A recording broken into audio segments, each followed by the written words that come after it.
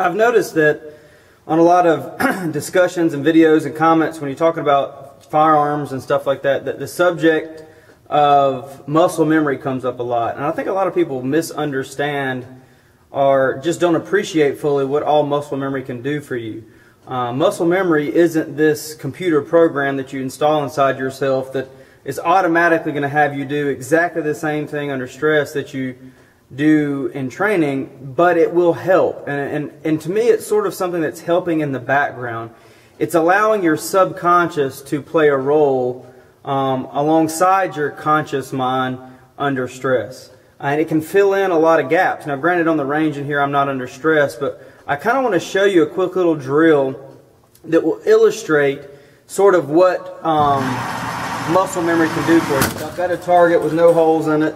I'm going to run it out, 5 yards or whatever, something like that. And I've got a bag, and I know somebody out there, if this group goes like I think it's going to go, somebody out there is going to say, "This is you can see through it," and blah blah blah. You poked holes. Look, I have nothing to prove to anybody. Okay, I'm just trying to make a point and help people. You can't see through this thing. So what I'm going to do is I'm going to square up with a target, gun in my holster. I'm going to put this over my head, and I'm going to draw and fire. Now, my shot placement may not be great because it's going to be hard to square up on a target that I can't see. But I'm going to do my best. But I want you to look at the group. And everything from the draw, presentation, and trigger pull, all that's going to be nothing but muscle memory. I can't see. I have no visual.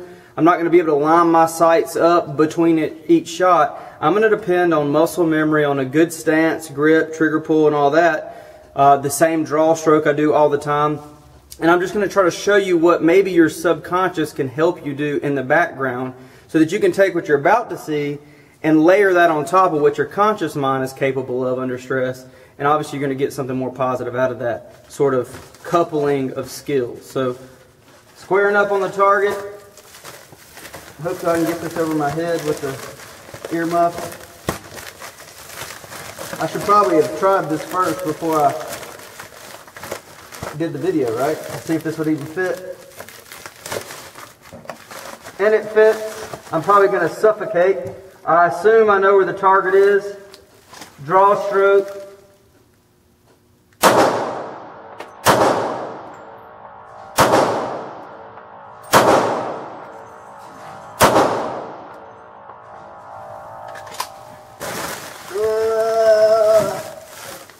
Okay. So I shot 5 rounds. I told you shot placement would probably be a little off. It's hard to know exactly where the target is out there. But it's a fist-sized group.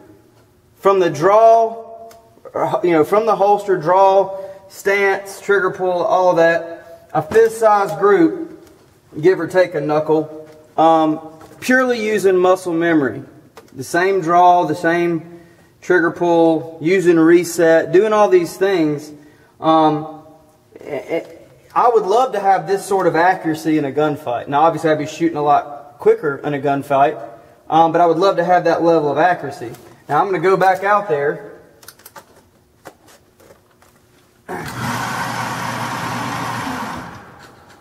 Put my hood back on, or at least attempt to.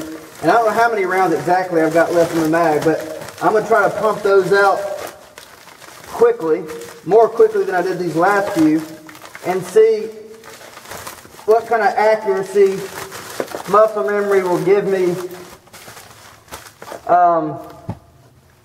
simulating the speed of combat stress.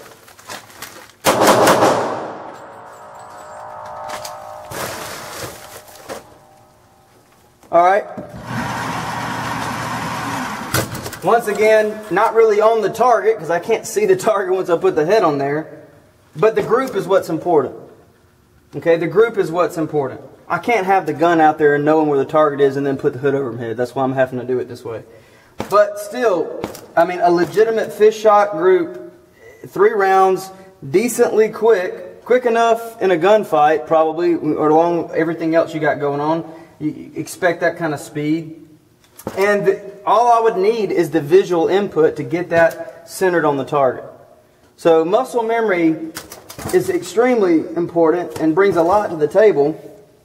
Not just the muscle memory of squeezing the trigger the right way, and the muscle memory of lining up your sights, but the muscle memory of how your draw stroke is. You're anticipating that next trigger pull and timing that with the recoil, and the muscle memory aspect of that you may not even be focusing on. Figuring out what does it feel like whenever that recoil settles and I'm back on target and I can squeeze the round off again, the next round off, and still be in a fist-sized group. Okay, so you are gaining muscle memory with everything you do. That's why it's important to do it the right way and to do it consistently. That way you are always getting better. And shooting sort of like golf, you're never really maintaining. Okay, you're either getting better or you're getting worse. It's hard to, unless you're at this elite level that I haven't witnessed yet in my own skill set, where you've sort of hit a plateau for your physical and mental ability alongside your equipment.